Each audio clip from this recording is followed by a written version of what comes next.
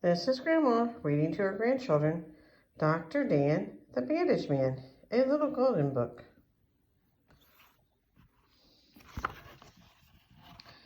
It's by Helen Gaspard, pictures by Corinne Malvern.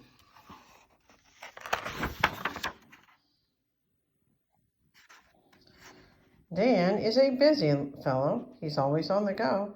But one day, in a big backyard cowboy fight, he fell and scratched his finger on his make-believe gun.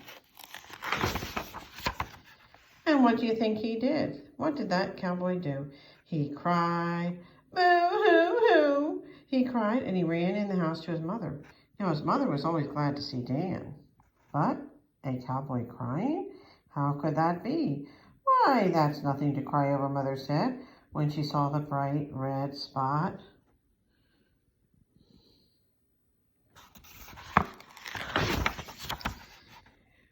"We'll wash it clean with soap and water and bandage it up, and it will be better than new."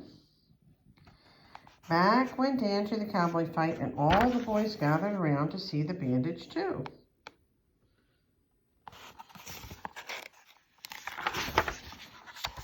Next day, Dan hitched up Spotty, his pup, to take his sister Carly's doll for a ride.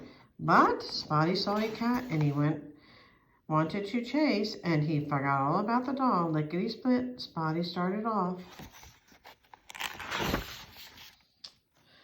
The wagon tipped over and the doll tumbled out, and Carly started to cry. My baby hurt herself because the doll had a bump on her head. "That is nothing to cry over," Dan said. "I know just what to do." So he led Spotty and Carly into the house, and he carried the hurt little doll himself with a rather bad bump on the head. "We'll wash it clean," said Dan, and he did. "We'll bandage it up." And he did that too. Dan opened the wrapper, he packed the bandage out, and he held the two stiff pieces, and zip, that bandage was on the doll's head. "There," smiled Dan, "she's better than new." "Now," said Carly, "I want one too." "Are you hurt?" asked Dan. "I don't know," Carly said, looking for a scratch, and sure enough, she found one. It was a very tiny scratch and rather old, but it was a scratch just the same. Dan washed it clean and bandaged it up. "Thank you," said Carly. "It's better than new."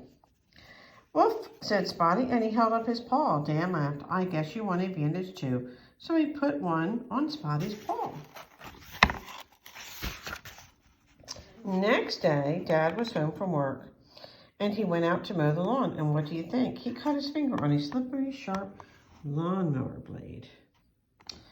"Let me fix you up, Dad," said Dan. "I know what to do. We'll wash your finger clean and bandage it up, and it will be better than new."